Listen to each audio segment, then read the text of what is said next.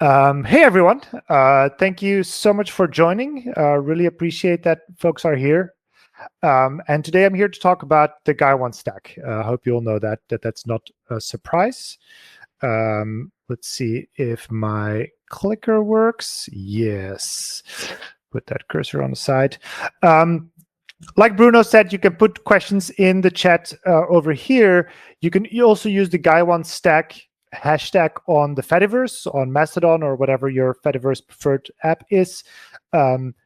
Questions that you put in the chat, Bruno will try to gather and put forward in Q&A. I'll keep an eye myself on the hashtag. I don't know if everything posted to the hashtag will get the answer on camera, but I definitely will answer everything you post to the hashtag on Mastodon, so then that's also public, and we can have a bit of a follow-up conversation there. So do feel free to use that during or after the talk. All right, let's get into it. So two words in the title, Gaiwan and Stack. So let's first talk about Gaiwan. This is our team. They're awesome. Let me take the helmets off. So currently Gaiwan is these 5 people, Mitesh, Bettina, myself, Joanne, and Lawrence.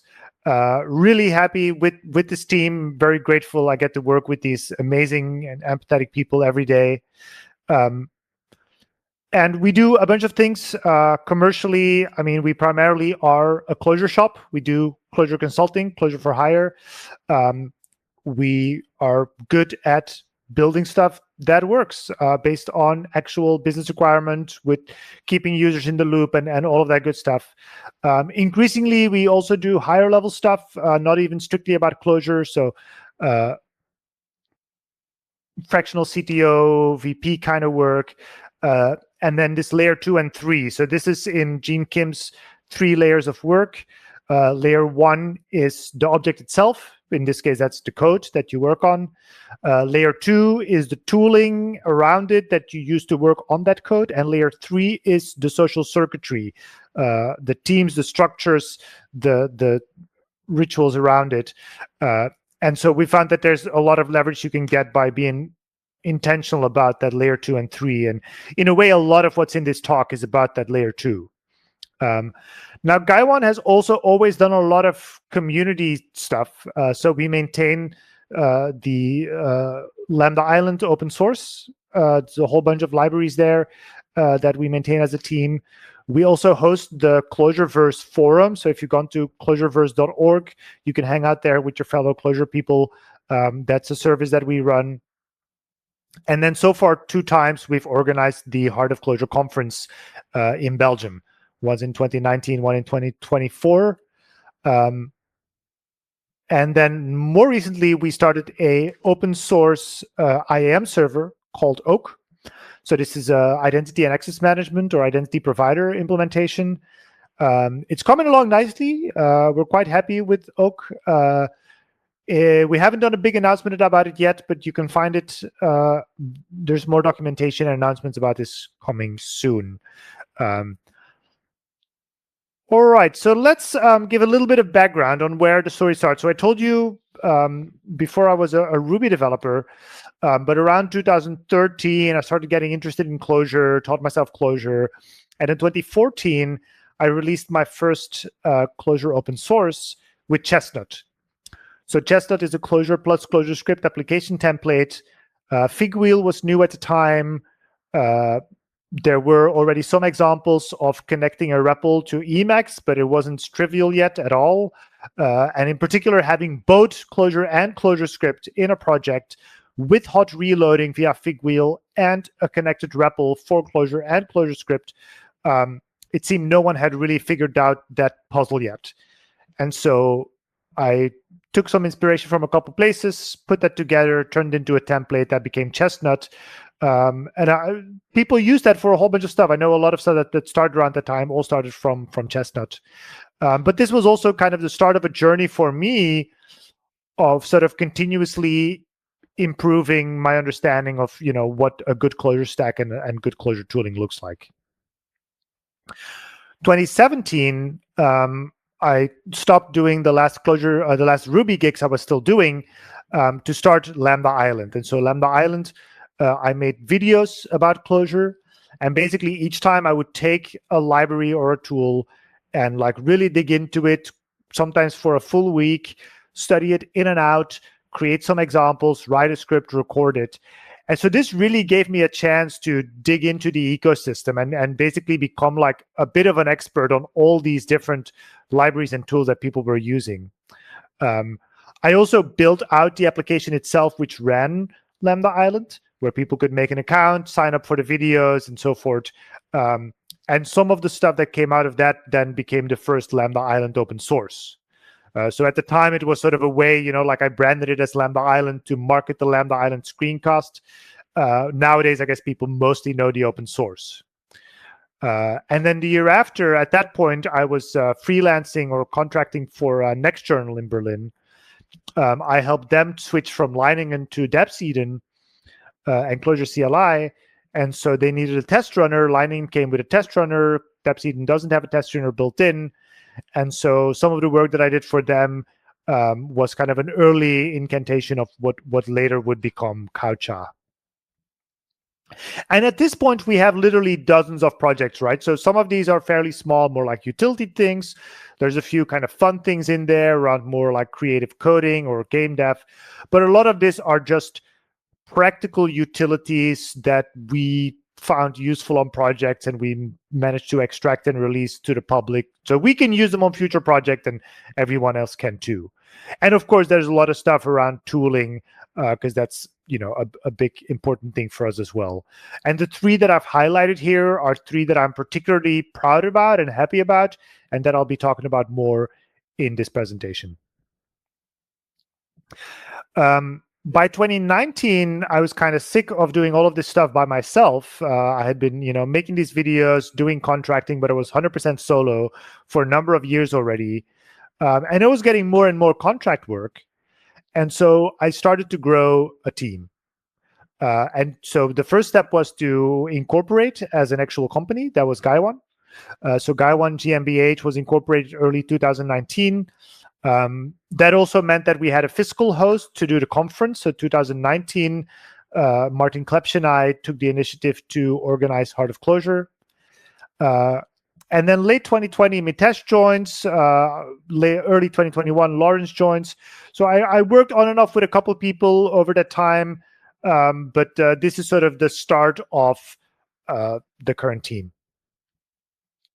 Then a few years ago, around 2023, I moved to Belgium. I'm originally from Belgium. I lived in Berlin for 10 years, but I'm back in Belgium now. Bettina joined and took over the role as CEO in Germany. Last year, we organized the second Heart of Clojure. And then this year, Joanne started helping out part-time with some business development, some open source. And so that's the current team. And so we have, over that time and over the projects that we've done, always sort of had this question of, trying to find better ways to build Clojure applications. And we notice that from project to project, things always change a little. We try new things out. We learn new things. We see things on a client project that we want to copy. But generally, these deltas are getting smaller. And so it does feel like we are converging on a set of libraries, a set of components that we really like. And so that's what I want to share with you all today. Some of these we can give very good, easy to explain objective reasons. Library A does this, library B doesn't. That's why we use library A. Sometimes it's a little more fuzzy and it's more about technological taste. And sometimes it's just a matter of, you need to standardize on something. Standardization in itself is valuable within a team, within a company. And so if we're happy enough with what we've been using, and there's no real big difference with the other stuff out there that we see that we would get more benefit, then we just stick with what we have, So sometimes it's just that we never felt enough compelling reasons to change. Because you'll see, I'll try to explain for a lot of the things I'll be talking about, like why exactly we do or like certain things. But sometimes it's There's no really good reason except that, we can say that this works well for us. Now, technological taste isn't just, like you like apples and I like pears. There's a couple things to it. We care a lot about ergonomics. So ergonomics is basically about like, the human interface. How pleasant, how good is it like for you as a human interfacing with this piece of technology? And that's important, like you're using these things every day. And so this stuff matters. I think also using tools with good ergonomics means actually you make fewer mistakes and you work more effectively and more efficiently. So ergonomics matters. Leverage is another keyword I like to use. Basically, for me, a library gives leverage when it allows you to do stuff with it that go beyond what the original author envisaged. That often means that it has a good split between mechanism and policy. Fully explaining that is beyond the scope of this talk, but there's some blog posts you can find about what I mean with that exactly. Libraries being very data-driven, a common theme in Clojure stuff. That obviously also gives you leverage. You get all of Clojure core to manipulate these data structures, things that are composable, and things that are like simple. I know simple is kind of a very heavy laden word in the Clojure community. I do mean simple in the rich hickey, like simple made easy sense. But simple should not be a justification for bad ergonomics. And I think good simple can give you good ergonomics. But there's a lot of stuff in the Clojure community, also core stuff that has bad ergonomics in the name of simplicity, and I don't agree with that. Daniel and I did a talk about that at ClojureD a couple years ago. If you want to look that up. And the cool thing is that like we are always learning. Sometimes we do greenfield projects, and sometimes we do projects of existing projects with clients that we're involved in. If it's greenfield, we get to reevaluate our approach and say like, okay, how do we want to do it this time? This is a new start. It's a chance to reevaluate and maybe swap some stuff out, or maybe keep a lot of it the same. If it's a client project that already has been ongoing, someone else started it, then we get to see what's working for them, what's not working with them. We get to experience technologies, libraries we haven't really used before. And so as a consultancy, this really gives you like this privileged vantage point where you get a really broad view over the ecosystem. What are people doing? What kind of trouble, what kind of problems are people running into? What's working well for people, and so forth. And so these are some of these projects, right? This is like, and this is not even all of them, but this is sort of roughly around the last 8 to 10 years, starting with Lambda Island and Chestnut, like I said. But then the orange ones are basically the greenfields ones where we got to call all the shots. The dark ones are the ones where we got invited onto a client project and kind of got to see how they did stuff there. So let's actually walk you through sort of the first commit on a project. What's the basic stuff that we set up? And obviously we use Kaocha for testing. I'm not going to talk too much about Kaocha. Kaocha sort of become the de facto test runner in Clojure, which I'm very grateful and very, very proud of. But people generally know that, and you can find resources about Kaocha. Lesser known project, slightly newer project, but I think at least as impactful, is Launchpad, which we use to start our REPL. And then Lambda Island CLI is newer still. It's basically our take on sort of a CLI parsing library. And we use that a lot for all kinds of stuff.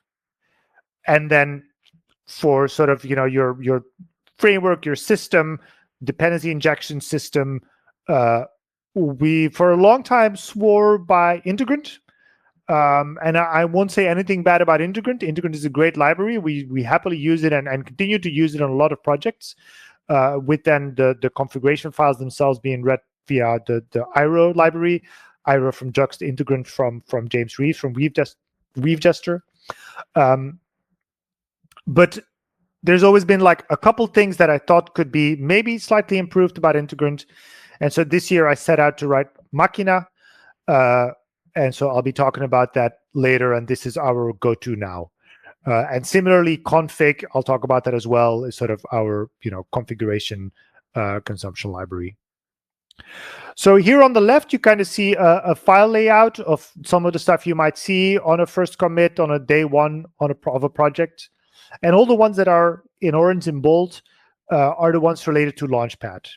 So Launchpad is typically set up as bin Launchpad. It's a standardized entry point, the way that bin Kaocha is a standardized entry point.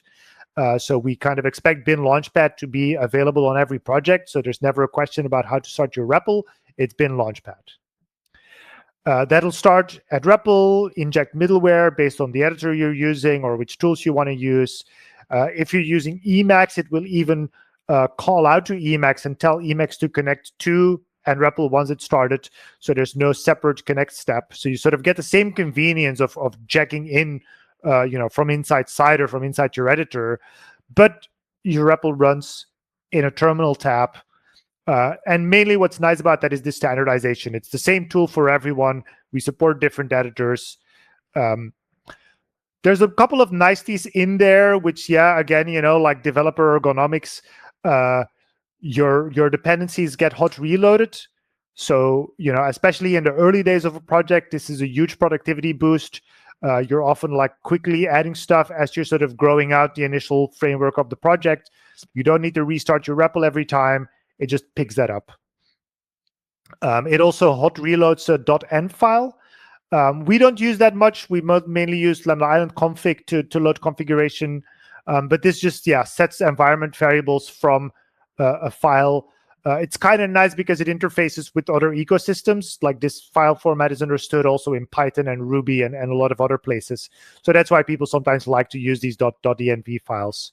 And then both of these have a .local variant. So this is kind of a convention. We always git ignore anything that ends on .local. And so these are places where you can do overrides specifically in your repository, temporary stuff that you don't want to check in.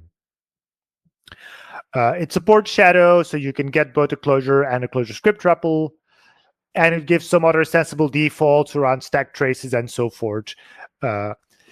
Now, bin Launchpad is a Babashka script, which then calls the Launchpad library, which means that you can put extra stuff in there. It's a script for you to control.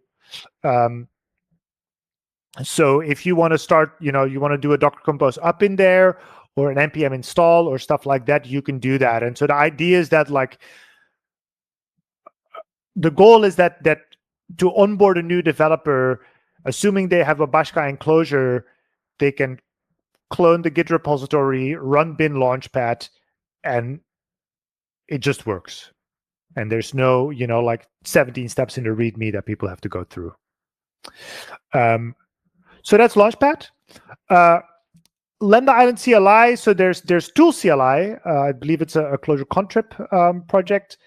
I use Tool CLI on Kaocha. It's been around for a long time for command line flag parsing. Lambda Island CLI, I think, is a significant improvement from that. And so we use that to have a bin dev script in every project. It's, again, sort of this standardized entry point. It's, again, a Babashka script. So it looks something like this. We put a shebang at the top, and then you define functions, and you say, these are my commands. And so you get help text generated from that looks like this. And so, again, it's about this ergonomics. This feels like a mature Unix command. It behaves with all the typical behaviors of a Unix command around error handling, around help text, and so forth. You get these subcommands, which is an established pattern. And so you get shell completion. That's a fairly new thing. It's a little bit alpha, but it works both for Z-shell and bash. And so that's sort of, basically our equivalent of a makefile. Any build, release, tooling, secret management stuff all goes into that bin def. So here, for instance, this is taken from Oak. It's not too much here there, but for instance, we have like an uberjar task there to build the uberjar, a task to write out the ornament styles and so forth. So that's kind of a pattern. Also, a fun thing that you'll notice here. So this defn uberjar, it has a docstring, and then that docstring will be used in the help text.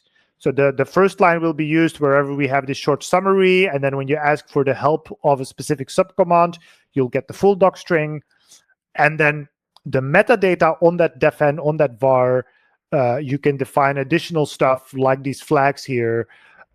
So it kind of gives you a pretty neat, concise syntax where mostly it's just Clojure functions with a little bit of structure around it, and you get all of this other stuff for free. Third thing that we kind of have set up almost everywhere is Lambda Island config. This is a pattern that we kind of settled on across a number of projects. We had some version of this, directly in different projects, and then eventually re-implemented it standalone as a library. The idea is that here you have a base config.eden where you sort of set default values. Then you have these environment-specific files. So if you want to have an override, like say in development, we don't use HTTPS, and in production, we use some other security settings. Then you have a dev.eden and a prod.eden, and you have some values in there. These can in turn be overwritten by configuration files directly on the installation, so in /etc or in your home directory under .config, sort of following the XDG home conventions, or you can override them with environment variables or even Java system properties. So you sort of get all this flexibility. A neat thing that isn't in there as well is provenance tracking. So if you're ever debugging and you're like, I'm not sure if it's picking up the right API key, maybe, because it is sort of merging these different levels, maybe it's not picking up the key that I'm configuring, then you can actually ask it to tell you where each configuration key is coming from. And so a typical pattern is to print that out as a table after startup. So you sort of have a way to debug these provenance issues and these shadowing issues. So that's Lambda Island config. This actually still uses IRO under the hood, and so you can still do some of that IRO stuff in there, but mostly IRO is just used for reading Eden files. And then Makina, right? So maybe to recap a little bit like what this kind of thing does, because like I said, Makina is an integrant alternative. Integrant is an alternative to the OG in this space, which is the component library by Alessandra Sierra. And so these are, in a sense, in dependency injection libraries. So you define the different components that make up your system, your web browser, your database, your router, yada, yada, and how they fit together. And this kind of starts them in the right order, stops them in the right order. You can then combine that with tools namespace, which can unload your Clojure vars and namespaces and reload them, so that now you can stop your system, unload everything, reload everything, start your system. You get a completely pristine, fresh REPL, and this is called the reloadable workflow, the reloadable REPL. And so integrant, the original component did that with sort of a Java-like protocol approach, I think. Integrant does it with multi-methods. Makina just does it with function values. So there's no global registry, which is one of the big things that I wanted to change. There's some nice things around error handling. If a component fails to start, you get a partially started system. You can inspect it, fix your error, have it continue starting, or stop the things that have already started and then go back from there. There's some nice things around that. And it has this mechanism policy split. So you have a pure core, which is just purely functional. And then you have Makina app, which contains some conventions and sort of, one stop, give it a system Eden, it'll load all your namespaces based on naming and kind of very easy to use and get started with. And so we're using that on Oak. I did a couple blog posts about it. You can find it too. And we're quite happy with that. Okay, I think I need to speed up a little bit, but yeah, let's get to the heart of the matter, which is our web stack. And here, I think there's nothing too revolutionary. We swear by Jetty. We love Rate it. We use our own Lambda Island Hiccup for reasons. I'll explain that. And then cherry on top is Ornament, which I think together with Launchpad, if there's two things you take away from this presentation, I hope it's Launchpad and Ornament. These are really two projects that we use everywhere. We're super happy with. We're super proud about, and they're not well known enough yet. So, Jetty. I mean, I don't want to dwell on this. Jetty is like Postgres. It's just, you can't break it, you can't beat it. Oh yeah, it should say web server, of course, not web browser, but Jetty, we've tried other stuff and we always end up regretting it one way or another. So we did use HTTP-Kit on projects. We've used Pedestal. Recently for Oak, I tried to use Helidon, which has a Clojure wrapper, Hirundo, which is this new, fast, virtual thread-based application server. Once I tried to turn to an Uber jar, I ran into issues, couldn't immediately fix them, went back to Jetty. So, just use Jetty. Rate it. And so now we get into the Metosyn stack. Yeah, it's all of these things that I said at the top, right? So it's data driven. It gives you leverage. We like the routing system. We like the flexibility. We use it in a pretty vanilla way. I think we just use a ring setup. We've used interceptor approaches originally with Pedestal, and then also with Metosyn Siepari, which gives you just a standalone interceptor library. Interceptors are cool. Interceptors are powerful, but we're happy mostly with just vanilla ring stuff. Two things that I would say, make sure if you are setting this stuff up that you have these two things and that you don't miss out on the great stuff that they provide, or try to do some re-implementation of them yourself. And this is content negotiation with Muntaya and validation coercion based on rated Mali. So basically that looks like this. You want that Muntaya middleware. You also want that coercion middleware, both for the request and the response. And then you have these two objects which kind of configure how the details of these things behave exactly. What does that mean? Content negotiation. It basically means that you have an HTTP route function, so you return your ring map. You have a body in there. Rather than returning a string or a sequence of strings, you can just return a Clojure map, a Clojure vector, some kind of collection. And Muntaya will take care of serializing that based on what the caller asked for, based on what the client asked for. So if they want JSON, they'll get JSON. They want Eden, they get Eden. You can set it up to use transit, which is a wire format we use a lot. But then if you're doing a curl, just debugging something like this, you want to see it as Eden. It's great for debugging. And then also in the other direction, right? You're posting a JSON blob. You tell us it's JSON. Muntaya will give you the parsed thing. You never have to worry about manually parsing that. Coercions look like this. So you define these parameters on your route. So in this case, we say that there's one query parameter called ID. You also already see it in the string there that defines the route, but you also see it there that ID is intended to be an integer. And then we expect that put route to accept a body, which is a map containing a group ID, which is a UUID, and a name and an email. And so if any of these that are required are missing, the client will get a message saying, this is invalid for these reasons. But also, so because of these types, these will get coerced. So that group ID will already be a UUID object. So this is great. Now, what we actually do mostly these days looks more like this. So we put that parameter information directly in the metadata of the defn of that function var. And then we use the compile hook in Rated, where you can sort of influence how your routes get compiled to pull it out and basically transform it into this version. But so this is really nice. And then on top of that, you kind of see this convention that we have of using the HTTP verb in the function name. So you can immediately see, like, this is a handler, this is the verb it's being used with. This is kind of what this looks like for us. We're pretty happy with that.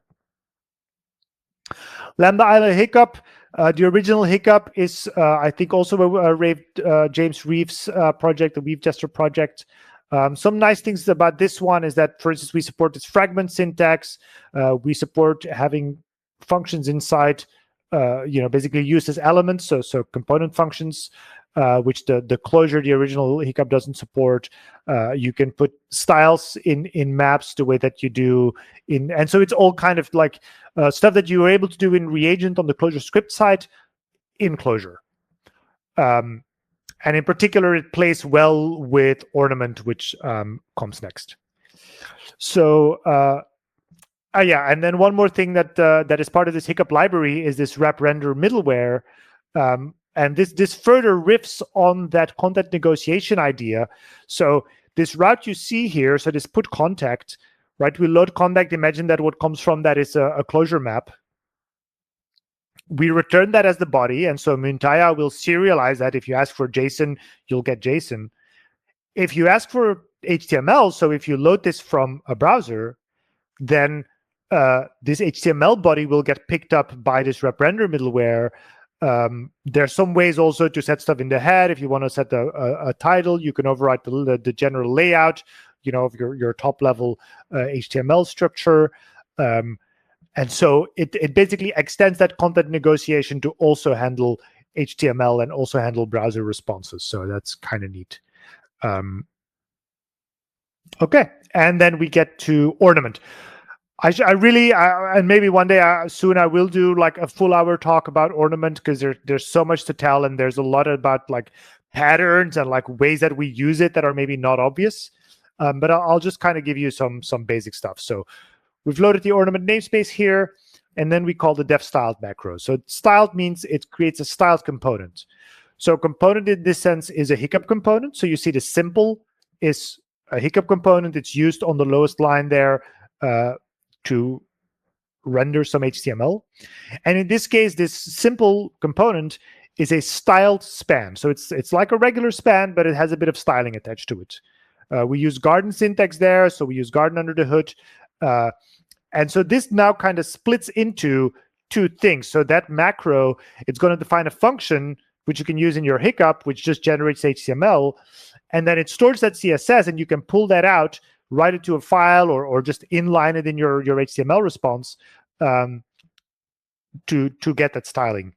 Notice also that class name that gets generated, that gets stuck onto the span, is fully qualified. It has the namespace name in it. And so that's really neat. When you're like debugging stuff, you're looking at a DOM, you can immediately tell sort of where stuff is coming from. Now, this is really just like, step 0. Thanks to Girouette, which is a project from Vincent, who's also here. Say hi, Vincent. He basically re-implemented the Tailwind components, Tailwind tokens in Clojure. And so we can leverage that to offer this more concise syntax. So that second example there that you see, this kind of gives you this like very rapid prototyping once you're kind of used to these abbreviations. But you can mix and match that. You can also use that inside like CSS selectors to like, you basically still get the power of CSS just with shorter syntax. You see the lowest example, it actually mixes and matches both, just a map for plain CSS and then these tokens. Recent versions of Ornament get these CSS properties, really useful for doing stuff like light dark mode switching, theming. There's a bunch of cool things you can do with that. Next step is that basically instead of just saying, okay, this is a style diff, now we have a style diff, but also with its own render function. So now we're going to define actually how this component renders as Hiccup and as HTML. So you basically put this function tail on the component, can take arguments or not, and you return Hiccup. You can use this fragment again, this colon smaller than greater than, basically is sort of like, saying that this is not a full HTML element. It's just a fragment of a couple different things. And you can use that to also set properties on the top level thing that gets rendered. Here, a bit more of an advanced example again. Here we have two components. We have the page header and the page layout. Page layout uses the page header. And so you see that page header is referenced both in the Hiccup, in the HTML part, in the markup, and in the styling. So we're saying that in the context of this layout, this header gets a white background. And then also a pattern that we use a lot is then like naming things inside a component and styling them separately in the context of that component. And so what you start seeing here, what I really like about this is that your markup and your styling are separated, but still together. And you sort of can choose like the granularity of how big a chunk you want to sort of, define and style before you split it out and make it its own chunk.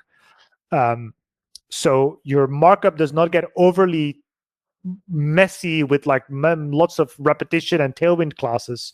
You also don't have, a CSS file over there and you kind of struggle to figure out how they relate.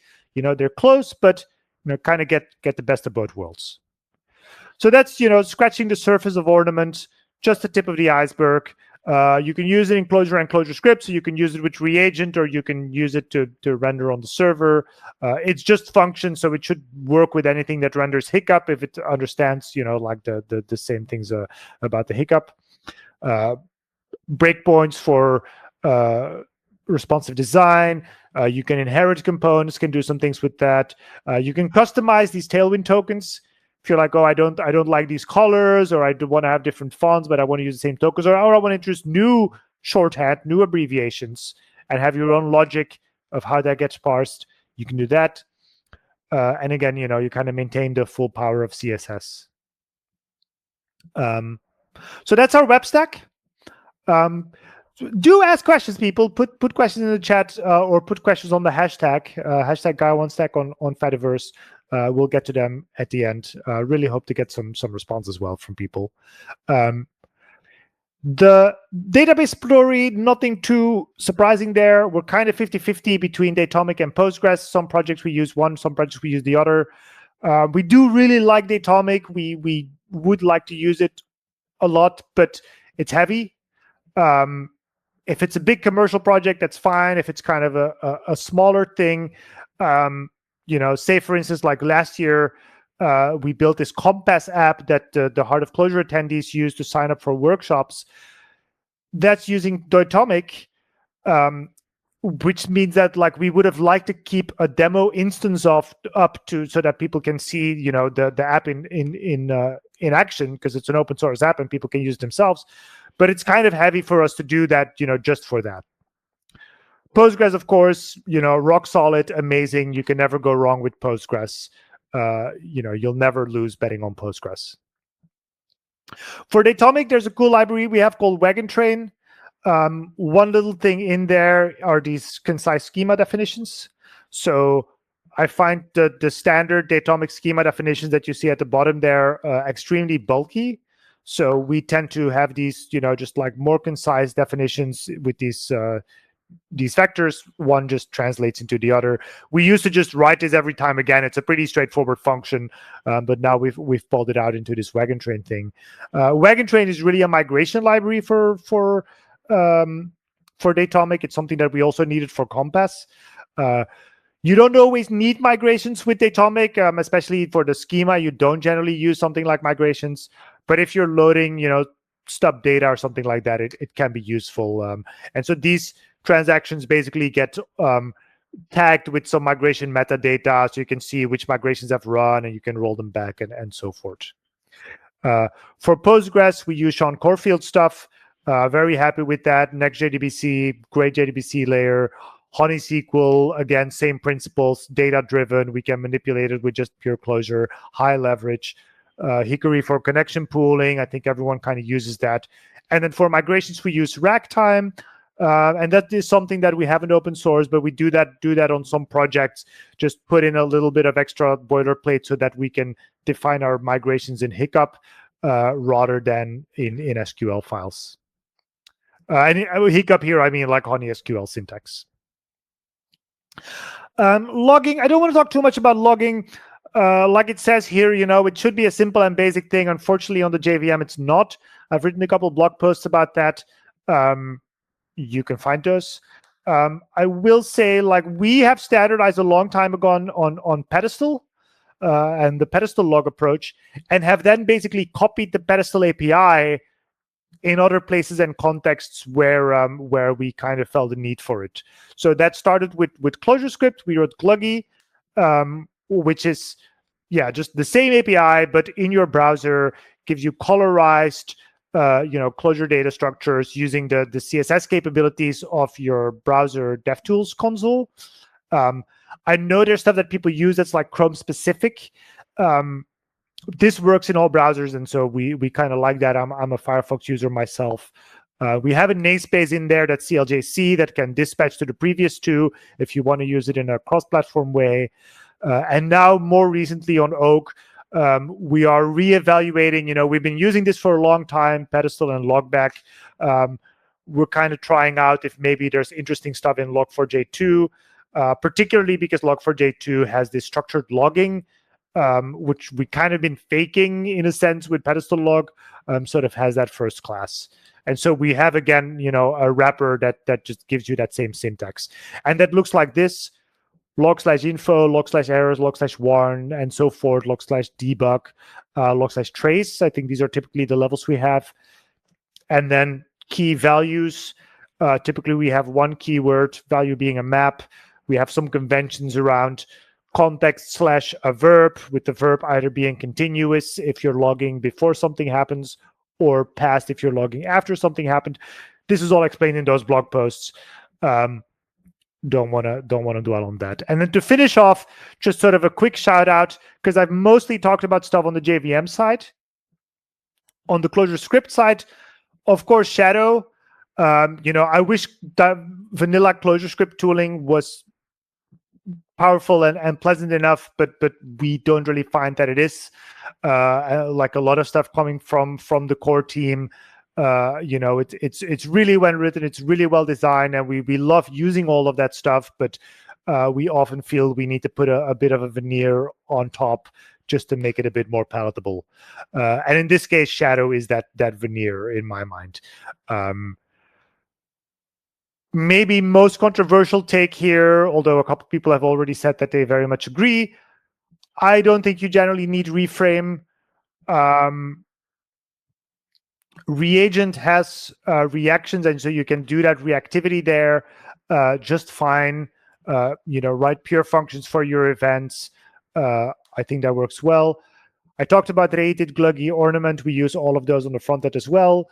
For promises, we've stabilized on kitchen async, in particular Matt Hubert's font fork. I noticed promesa. This is one of those things where, like, I'm not going to claim that kitchen async is better than promesa. I honestly don't know, but there's never been like enough of a compelling reason to switch to one or the other. One more that I'll shout out here is DOM types. I took a slide out about time, actually, but in there I also mentioned time literals, which kind of gives you these printers and readers for all these time types in the JVM. DOM type basically gives you the same thing for a lot of the built-in stuff in the browser. So if you're looking at a diff element or something like that, then it'll print with a sort of Clojure tagged literal. Same for various event types and so forth. And so if you're doing like browser heavy stuff, this can be quite nice. And then fetch is our wrapper around JS fetch with some content negotiation and some nicety there. So that was a bit of a whirlwind tour. Was a lot to pack into one presentation, and so I'm sorry I had to stay very much on the surface for a lot of stuff. But yeah, that's what Q&A is for. So do let me know.